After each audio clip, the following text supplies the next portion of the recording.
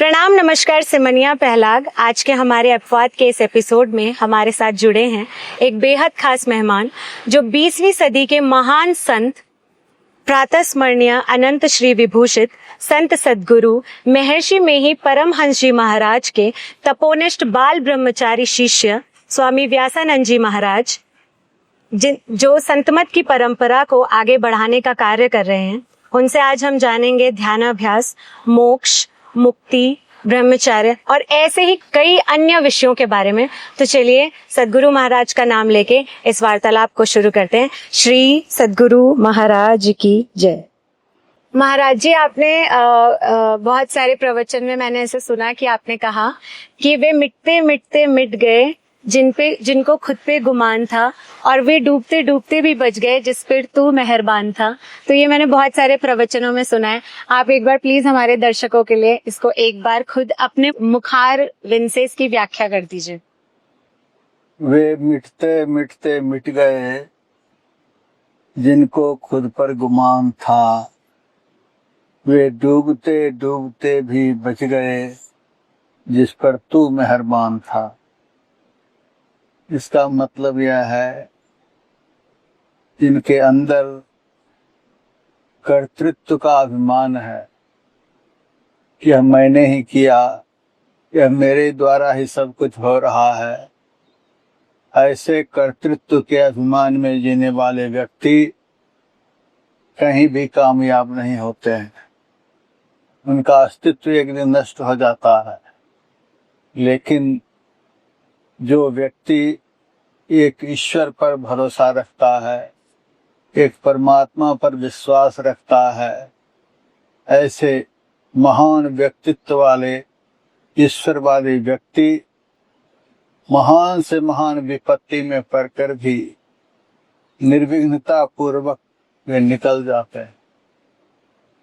आप इस बात पे बहुत ज्यादा जोर देते हैं कि अहंकार रहित होकर संत से मिलना चाहिए, और जब आप एक एक कदम बढ़ाते हैं तो उस एक एक कदम में एक एक अश्वमेध यज्ञ का फल प्राप्त होता है। तो अहंकार का क्या रोल होता है इस चीज में? मतलब अहंकार को क्यों आप बार बार बहुत ज्यादा? अहंकार पर इसीलिए हम ज्यादा जोर देते हैं, संसार में जो कुछ भी किया हुआ है ईश्वर का किया हुआ है। जो कुछ भी हो रहा है उन्हीं की कृपा से हो रहा। जो कुछ भी हमें प्राप्त है उन्हीं की कृपा से प्राप्त है। शरीर भी उन्हीं का दिया हुआ है। शरीर से संबंधित जितने भी पदार्थ हैं, संबंधी हैं, सब उन्हीं की कृपा से हमें प्राप्त है। हमारा इस संसार में न शरीर पर कोई अधिकार है, न अपने श्वास पर अधिकार है, न किसी व्यक्ति और वस्तु पर अधिकार है। जब वे ईश्वर परमात्मा अपनी शक्ति को खींच लेंगे, हम कहीं के नहीं रह जाएंगे। इसीलिए जब सब कुछ उन्हीं का है, तब हमको कभी भी कर्तृत्व का अभिमान नहीं होना चाहिए। यह मेरा है, मेरा यहाँ पर कुछ भी नहीं है, मेरा यहाँ पर किसी पर अधिकार नहीं है।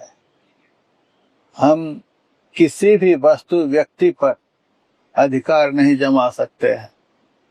किस क्षण में हमारा श्वास समाप्त हो जाएगा पता नहीं, किस क्षण में हमारा शरीर समाप्त हो जाएगा पता नहीं, किस क्षण में हमारे सारे संबंधी हमसे अलग हो जाएंगे पता नहीं।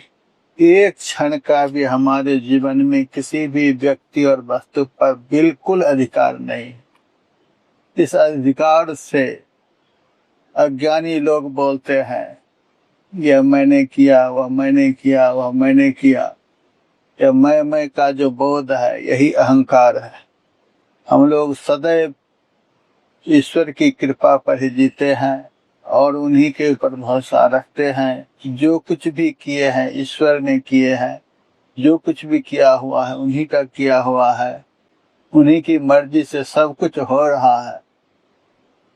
इसीलिए हमको जब भी बोलना चाहिए ईश्वर के विषय में ही बोलना चाहिए। हे प्रभु, आप ही जो कुछ करते हो, आपके करने से ही सब कुछ होता है, हमारे करने से कुछ भी नहीं होता है। महाराज जी, जैसे हम देखते हैं कि जिन लोगों का भी जन्म इस मनुष्य योनि में हुआ है, कुछ गरीब हैं, कुछ अमीर हैं, कोई पैदाइशी अमीर है, कुछ गरीब है, वो मेहनत करके थोड़ा अच्छा कर लेते हैं। लेकिन जब कहते हैं कि सभी परमात्मा की संतानें हैं, तो परमात्मा ने ऐसे क्यों किया कि किसी को गरीब रख के उसको इतना अपार कष्ट दिया और किसी को पहले से ही बहुत अच्छे घर में पैदा किया? तो ये क्या प्रारब्ध होता है? भगवान का वचन है गीता में, कर्म करने में मनुष्य स्वतंत्र है, लेकिन उसका फल भोगने में स्वतंत्र नहीं। इसका मतलब यह हुआ कि मनुष्य कर्म ही कर सकता है, उसका फल उसके हाथ में नहीं है। और कर्म दो तरह के होते हैं, एक शुभ कर्म होते हैं, दूसरे अशुभ कर्म होते हैं। शुभ कर्म का फल सुख होता है, अशुभ कर्म का फल दुख होता है। कुछ कर्म का परिणाम मनुष्य के जीवन में तुरंत आता है, कुछ कर्म का परिणाम कुछ दिनों के बाद आता है, कुछ कर्मों का परिणाम बहुत दिनों के बाद आता है। जैसे एक ही दिन हम एक केले का पौधा लगाते हैं, आम का पौधा लगाते हैं और अखरोट का पौधा लगाते हैं। एक ही दिन में तीनों पौधे लगाए गए, लेकिन केला 1 वर्ष में फल देता है, आम 4-5 साल में फल देता है, अखरोट 40 साल में फल देता है। एक ही दिन में लगाया गया, लेकिन फल कुछ जल्दी में मिला, किसी कर्म का फल कुछ देर में मिला, किसी पेड़ का फल ज्यादा देर में मिला। उसी तरह से ईश्वर के अधीन फल की प्राप्ति है। मनुष्य कर्म करता है, ईश्वर स्वतंत्र है, और वे ईश्वर कभी कर्म करने वाले को जल्दी उसका फल दे देते हैं, किसी कर्म का फल कुछ देर में देते हैं, किसी कर्म का फल बहुत दिनों के बाद भी देते हैं। लेकिन जब भी फल मिलता है, मनुष्य को अपने ही किए हुए कर्म के आधार पर मिलता है। कर्म का फल भोगने में मनुष्य बिल्कुल स्वतंत्र नहीं है। जब भी मिलेगा तो ईश्वर की कृपा से ही फल मिलेगा। अशुभ कर्म किया हुआ है तो उसका फल अशुभ, दुख, क्लेश, विपत्ति, अनेकों प्रकार के विघ्न उनके जीवन में आएंगे।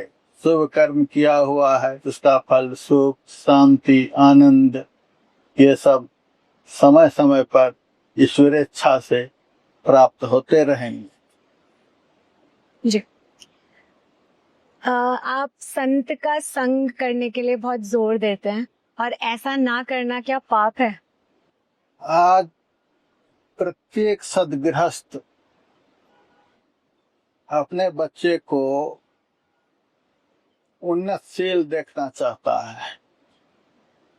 गरीब होने पर भी अच्छे स्कूल में, अच्छी सोसाइटी में पढ़ाने लिखाने का प्रयास करता है, जहाँ अच्छी सुशिक्षा मिलती है, अच्छे अच्छे लोग होते हैं, वहाँ मेरे बच्चे पढ़ेंगे तो अच्छे होंगे। ये तो सबकी मेंटेलिटी बन गई है। जहाँ अच्छे अच्छे लोग होते हैं, अच्छे ज्ञानवान लोग होते हैं, वहाँ मेरे बच्चे पढ़ेंगे तो अच्छे होंगे। तो अच्छे के संग से तो सबको भीतर में भावना रहती है कि वो अच्छे बनेंगे ही। बुरा का संग करके आज तक कोई अच्छा नहीं हो पाया है। अच्छा का संग करके ही आज तक जीवन में कोई अच्छा बन पाया है। शरीर का क्या महत्व होता है महाराज जी? मतलब जो संत, साधु संत हैं, वो हमेशा ब्रह्मचर्य पे बहुत ज्यादा फोकस करते हैं, और जैसे आप भी इधर इतनी ऐसी मतलब हार्डशिप्स में और इतने मुश्किलों में यहाँ पे जो जीवन व्यतीत कर रहे हैं, तो हम लोगों के लिए तो बहुत ज्यादा मुश्किल है। तो इसमें जो ब्रह्मचर्य का पालन होता है, इसमें क्यों बहुत ज्यादा प्रभाव डाला जाता है? ये क्यों, जो स्पिरिचुअलिटी या भक्ति का मार्ग होता है, उसमें ये अड़चन कैसे डालता है? ब्रह्मचर्य पालन की बड़ी आवश्यकता हर विभाग में है। भोगमय जीवन जीने वाले व्यक्ति कभी भी उन्नतशील प्रतिभा को प्राप्त नहीं कर सकते। बहुत भोजन करने पर उससे रस बनता है, रस से रक्त बनता है, रक्त से वीर्य बनता है, वीर्य से ओज बनता है, ओज से तेज बनता है। जो जितना वीर्यवान पुरुष होता है उसकी मस्तिष्क शक्ति उतनी ही तीव्र होती है, वो उतने ही प्रतिभावान होते हैं। प्रतिभावान व्यक्ति की सोच ऊंची होती है, उनकी चेतना उन्नतशील होती है, अच्छे अच्छे काम करने में उनकी प्रवृत्ति होती है। ब्रह्मचर्य के पालन करने से मस्तिष्क बल उन्नतशील होता है, अच्छे अच्छे काम करने में उनको ताकत मिलती है। ईश्वर की भक्ति करना सबसे संसार में कठिन काम है। इस कठिन काम को करने के लिए मस्तिष्क में बहुत ताकत चाहिए, और मस्तिष्क में ताकत मिलती है ब्रह्मचर्य के पालन करने से। इससे मस्तिष्क में भी ताकत मिलती है, मानसिक बल बढ़ता है, बौद्धिक बल बढ़ता है, शारीरिक बल बढ़ता है, ओज बल बढ़ता है, संकल्प बल बढ़ता है। जितने भी बल बढ़ते हैं इसी शक्ति की रक्षा करने से। जिस शक्ति के नष्ट करने से लोगों को क्षणिक आनंद प्राप्त होता है, उस शक्ति को यदि कोई सुरक्षित कर ले तब उसको कितना आनंद प्राप्त होता है। तो महाराज जी, लोगों के लिए शरीर के मोह को त्यागना इतना मुश्किल क्यों हो जाता है? जन्म जन्म से आदमी शरीर से जुड़ा हुआ है। जिनके साथ जो जितने दिनों तक रहता है उनके प्रति मोह हो जाता है। यह जीव अनादिकाल से किसी न किसी शरीर का संग करते हुए आ रहा है, इसलिए जीव को शरीर से मोह हो गया है। लेकिन जो जीव इस शरीर में रहते हुए सत्साधना करता है, ध्यान करता है, संत महापुरुषों का संग करता है, और इन संग के द्वारा उनको यह ज्ञान हो जाता है कि एक न एक दिन यह शरीर नष्ट होगा। शरीर बचाए बच नहीं सकता है, आत्मा मिटाए मिट नहीं सकती है। तो जिनको शरीर की नश्वरता का तत्वतः बोध हो जाता है उनको शरीर में मोह नहीं होता, और जिनको ईश्वरीय शक्ति में विश्वास नहीं, ईश्वर तत्व का ज्ञान नहीं, संत का संग नहीं किया, आध्यात्मिक जीवन नहीं जिया, जिन्होंने खाओ पियो ऐसा आराम करो, यावत जीवे सुखं जीवे तृणं कृत्वा घृतं पिबेत, भस्मीभूतस्य देहस्य पुनरा गमनम कुतः। जब तक जियो आराम से जियो, ऋण लेकर के घी पियो। यह शरीर को किसने देखा है कि नष्ट हो जाएगा और आगे दुर्गति होगी। लोग भोगवादी जो होते हैं उनको शरीर में मोह होता है, और जो अध्यात्मवादी लोग होते हैं वो शरीर की नश्वरता को जानते तो सब हैं, लेकिन अध्यात्म ज्ञान के अभाव में, ध्यान साधना के अभाव में यह ज्ञान परिपक्व होता नहीं है। नहीं तो सब तो देख ही रहे हैं, चलते चलते कोई चले जाते हैं, कोई बोलते बोलते चले जाते हैं, कोई हंसते हंसते चले जाते हैं, कोई खाते खाते चले जाते हैं। एक क्षण की इसकी कोई गारंटी नहीं दे सकता। तो जिस चीज की एक क्षण की गारंटी नहीं है उसमें क्या मोह है। हम लोगों को ईश्वर पर भरोसा है तो उसका किसी भी काल में नाश नहीं होता है। आत्मा पर भरोसा है कि किसी काल में इसका नाश नहीं होता है। हम लोगों की आसक्ति, हम लोगों का मोह आत्मा से है, ईश्वर से है, जिनका एक क्षण की गारंटी नहीं है, उसमें हम क्यों आसक्त हो जाए। जी महाराज जी, एक मनुष्य के जीवन में गुरु का होना कितना महत्व रखता है, कितना इम्पोर्टेंट है, और सच्चे गुरु को हम लोग कैसे पहचानें? जैसे आजकल तो आसाराम बापू जैसे भी गुरु हैं लोगों के, और उनको जेल हो चुकी है ऐसा दुष्कर्म करने के बावजूद भी लोग उनकी कैसेटें बजा बजा के सत्संग प्रवचन उनका सुना रहे हैं। बिना गुरु का ज्ञान हो नहीं सकता है। यह अनादिकाल से चला आ रहा यह ज्ञान। भगवान राम भी परमात्मा के अवतार हुए तो भी उनके 3 गुरु हुए। भगवान कृष्ण के भी 3 गुरु हुए। यद्यपि ये सब पर ब्रह्म परमात्मा के अवतार थे, तो भी इन लोगों ने दुनिया को यह दिखलाया।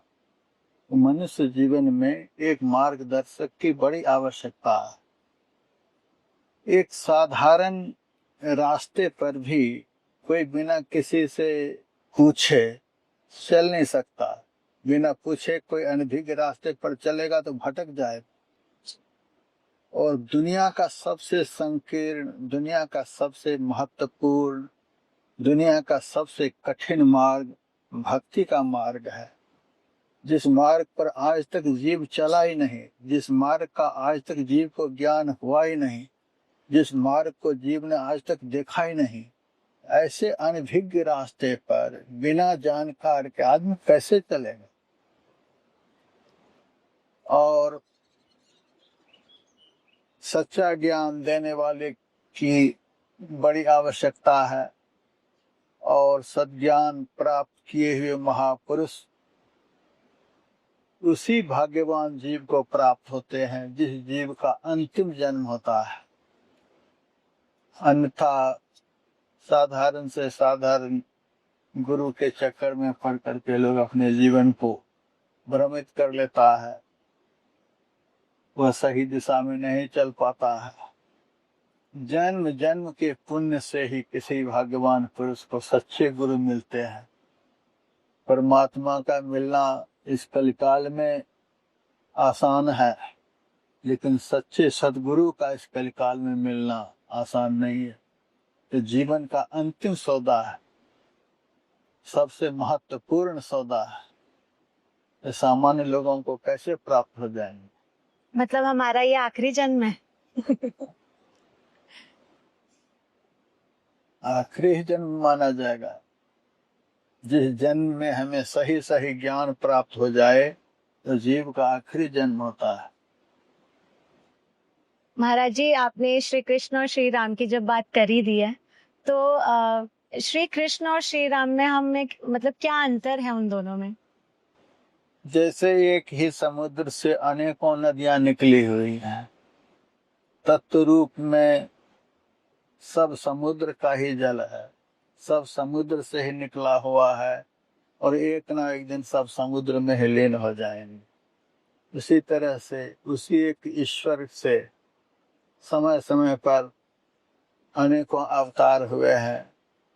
कभी राम के रूप में ईश्वर ने अवतार लिया, कभी कृष्ण के रूप में, कभी वामन के रूप में, कभी बाराह के रूप में। उसी ईश्वर के ये सब रूप हैं।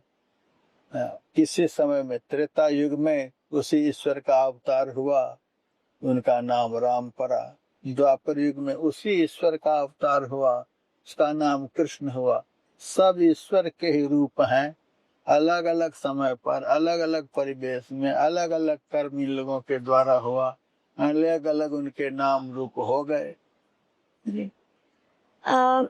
आपके एक प्रवचन में मैंने सुना था, वो रुद्राष्टक का है ना, कि नमामि शमीशान निर्वाण रूपम विभुम व्यापकम ब्रह्म वेद स्वरूपम। तो आजकल जैसे केदारनाथ यात्रा हो रही है और लोग भारी संख्या में वहां पे विजिट कर रहे हैं, और मतलब मैं ऐसे कमेंट करने वाली कोई नहीं होती, पर देखने में ऐसा लगता है कि पहले तो ये भक्ति इतनी दिखती नहीं थी। अभी जैसे सोशल मीडिया के माध्यम से लोगों को रील बनाने का जरिया और इस तरीके का एक माध्यम मिल चुका है। तो क्या हमको वहां पे दर्शन करने से ही कोई फल प्राप्त होगा, या हम अपने घर में भी शिवलिंग को पूजें? पवित्र स्थान पर जाने से मन में पवित्रता आती है। वह स्थान पवित्र है, इसीलिए वहां पर बड़े बड़े ऋषियों ने, मुनियों ने, महापुरुषों ने तप किया है। तप के करने से स्थान को तीर्थत्व प्राप्त हो जाता है। घर का वैसा वातावरण नहीं रहता है, क्योंकि घर में कोई पहले से तप किए हुए नहीं है। लेकिन ऐसे ऐसे तीर्थ स्थान पर बड़े बड़े ऋषि मुनियों ने जो तप किया है, वहां पर तपस्या की ऊर्जा है। यदि इस भावना से कोई वहां जाता है, वहां ऋषियों ने, मुनियों ने, महापुरुषों ने तप किया है, उस पवित्र वातावरण में हम जाएंगे तो हमारे मन में उस पवित्रता का संचार होगा। हमारे हृदय में उस स्थान की पवित्रता का प्रभाव पड़ेगा। यदि इस उद्देश्य से उस स्थान पर कोई जाता है तब उसमें उस पवित्रता का प्रभाव पड़ता है। अन्यथा यदि कोई चाहता है कि वहां जाने से मेरा कल्याण हो जाएगा, तो ऐसे नहीं हो सकता है। जी महाराज जी, अखंड सुख पाने का क्या मार्ग है? अखंड सुख उसको कहते हैं जिस सुख का कभी अंत नहीं होता है। जो पदार्थ आदि अंत वाला है, उस आदि अंत वाले पदार्थ से अखंड सुख प्राप्त नहीं हो सकता। एकमात्र ईश्वर सर्वव्यापक हैं, सृष्टि के कण कण में पर्याप्त हैं। उसका न आदि है न अंत है, न उसका कभी जन्म होता है न कभी उसकी मृत्यु होती है। जो तत्व अखंड है, अनंत है, असीम है, उसी तत्व की प्राप्ति से अखंड सुख प्राप्त हो सकता है, अखंड आनंद प्राप्त हो सकता है, अखंड शांति प्राप्त हो सकता है। जो पदार्थ खुद खंडित होने वाले हैं, नष्ट होने वाले हैं, विनाशमान है, उससे अविनाशी सुख, अखंड सुख कभी प्राप्त नहीं। महाराज जी, आजकल बागेश्वर धाम बाबा बहुत ट्रोल हो रहे हैं क्योंकि उनकी एक फोटो वायरल हुई है जिसमें उन्होंने 60,000 की जैकेट पहनी है और 50,000 का ही कोई चश्मा पहना है। तो किसी ने उनका फोटो सोशल मीडिया पे डाल दिया, तो उन्होंने उसका जवाब देते हुए कहा कि तुझे क्यों आफत आई हुई है, अगली बार 1,00,000 की पहनूंगा, कुछ इस तरीके से।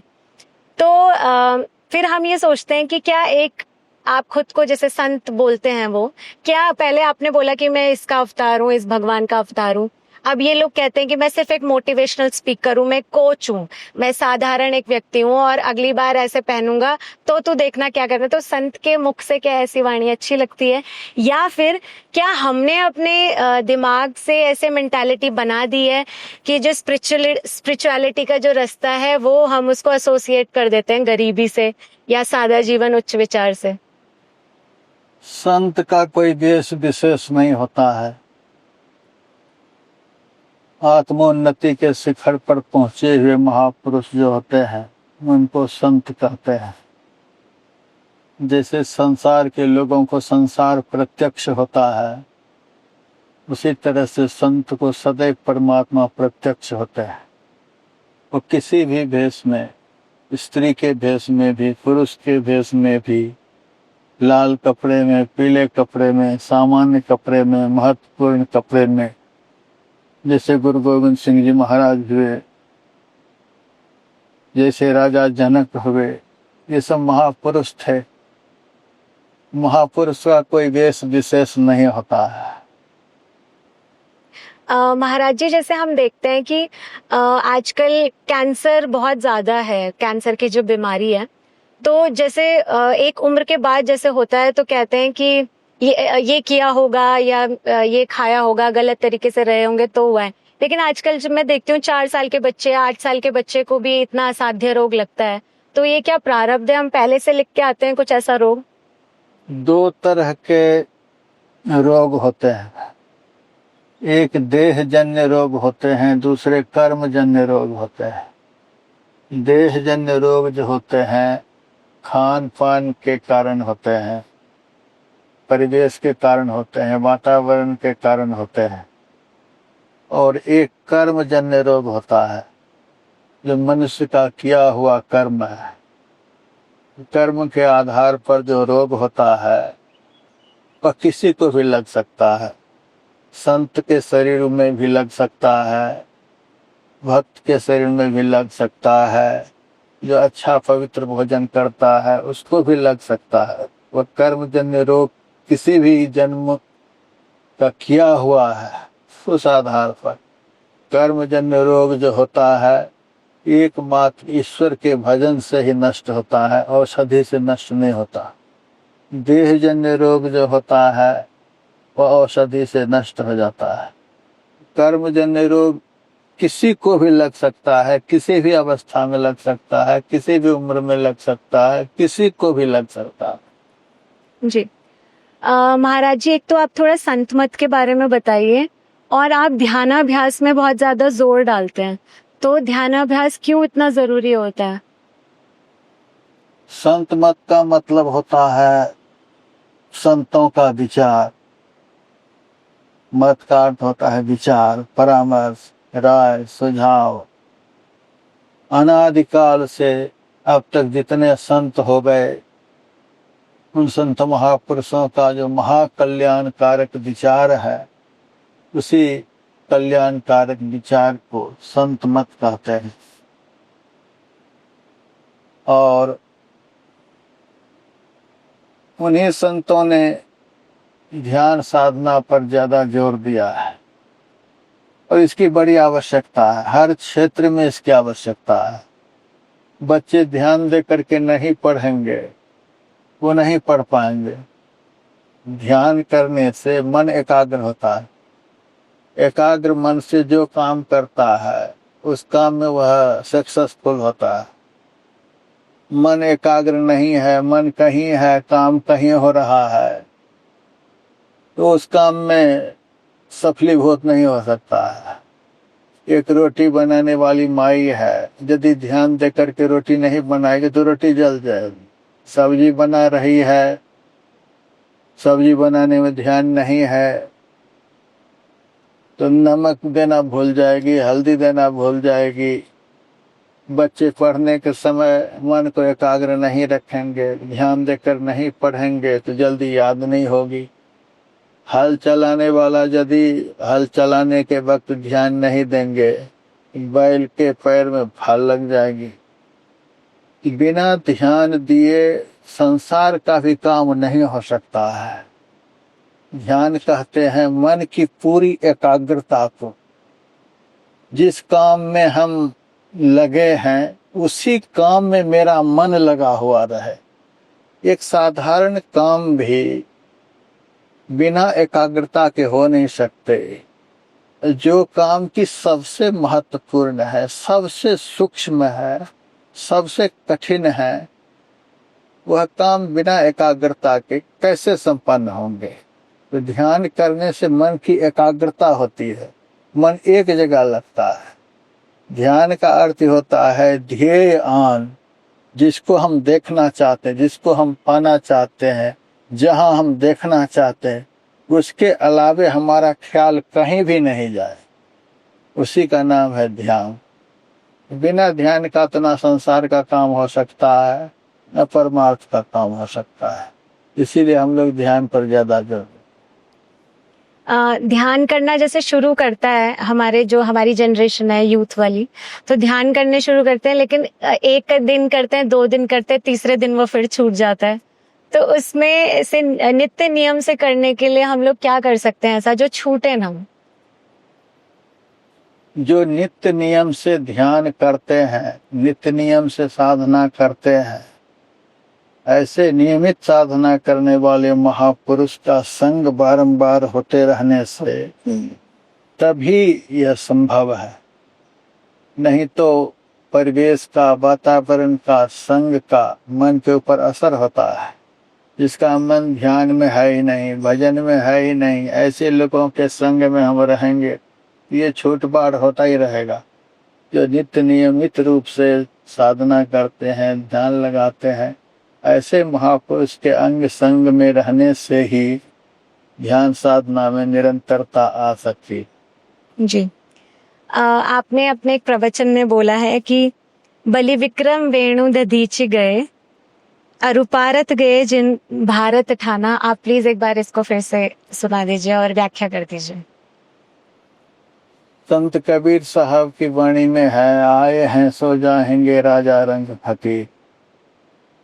जो इस शरीर में आए हैं, जो इस संसार में जन्म लेकर के आए हैं, उनको एक दिन इस संसार को छोड़कर, इस शरीर को छोड़कर जाना ही पड़ेगा। चाहे कोई भी हो, राजा हो, रंक हो, फकीर हो। इसी क्रम में संत तुलसीदास जी महाराज का यह वचन है, उदाहरण दे करके बताया है कि कैसे कैसे लोग चले गए। बलि विक्रम वेणु दधीचि गए, अरुपारत गए जिन भारत ठाना। बाल गए बलराम गए, जिनके कखरी 10 सी सुल्ताना, गए दुर्योधन जंग जुरे, जिन 64 कोस का छत्र बिताना। धरा का प्रमाण यही तुलसी, जो फरा सो झरा, जो बरा सो बुताना। तो इतने बड़े बड़े लोग दुनिया से चले गए, शरीर छोड़ करके चले गए, हम लोगों का क्या अस्तित्व। महाराज जी, संत मत की साधना पद्धति के बारे में थोड़ा बताएं हमारे दर्शकों को।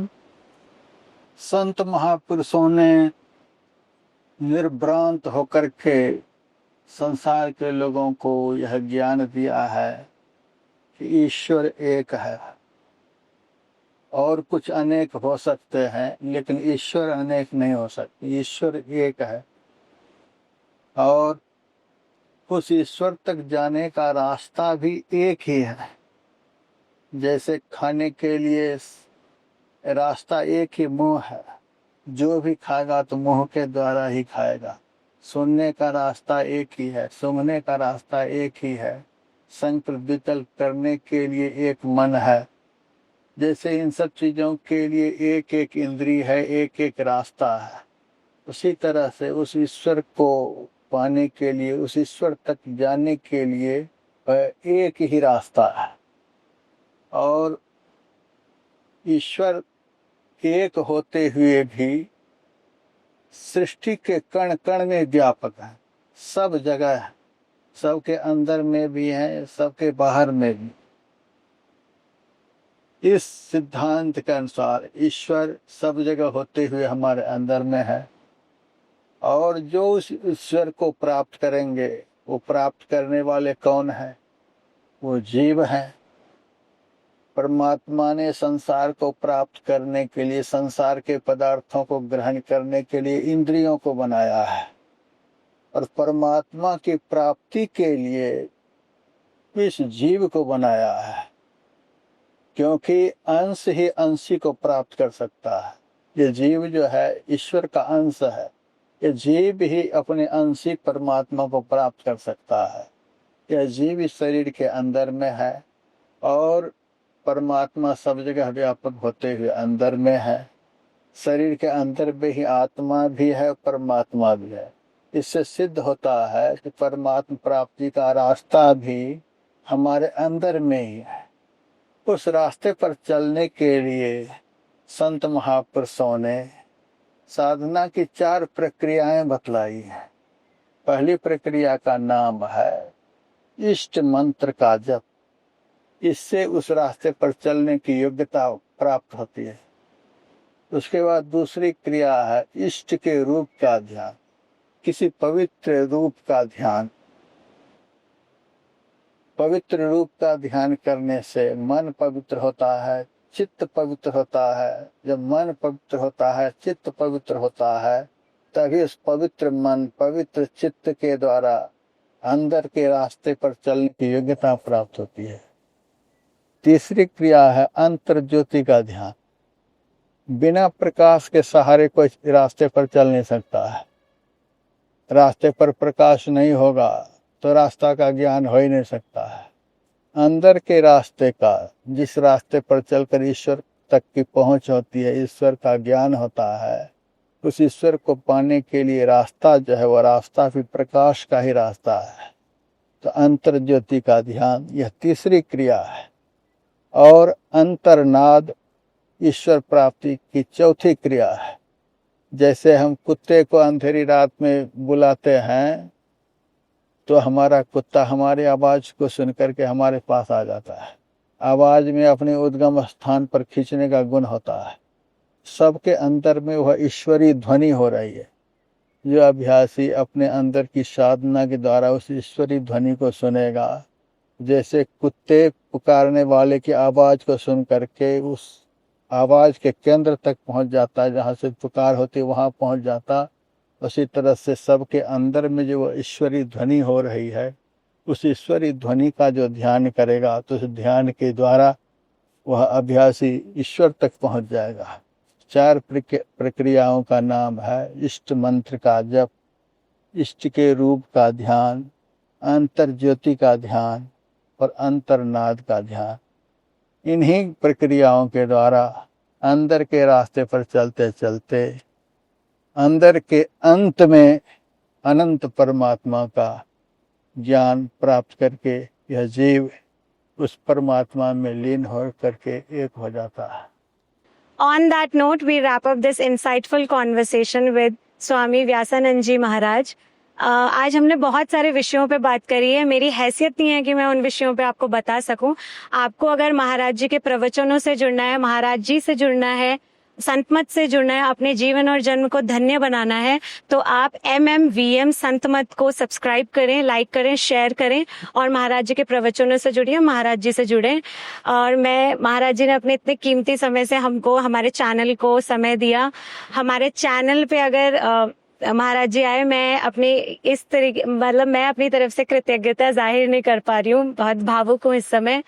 बहुत बहुत धन्यवाद महाराज जी का। और श्री सद्गुरु महाराज जी की जय।